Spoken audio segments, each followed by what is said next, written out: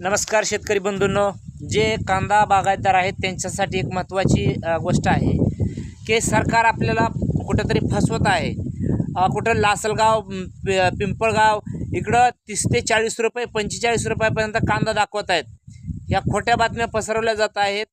आत्ता 15 दिवसात वाढणार, 8 दिवसात वाढणार अशा बातम्या पेरल्या जात आहेत. काल बांगलादेशला निर्यात झाली, पण ती किती झाली? 2 गाड्याची निर्यात झाल्यानंतर किती भाव वाढतील? आणि परवा तर 2 दिवस सोलापूरचं मार्केट बंद होतं मित्रांनो. दरसोड वृत्तीमुळं कुठेतरी शेतकऱ्यांना माल काढावा पाठवावा की नाही या गोष्टीची सध्या चिंता वाटत आहे. हे 2025 वर्ष खूपच वाईट गेलेलं आहे शेतकऱ्यांसाठी, मूळतः कांदा बागायतदारासाठी. आता सांगतायत की उन्हाळ्या कांद्याला भाव येईल, म्हणजे लोकांनी कांदे पेरावे आणि यांनी आयात करावी नंतर.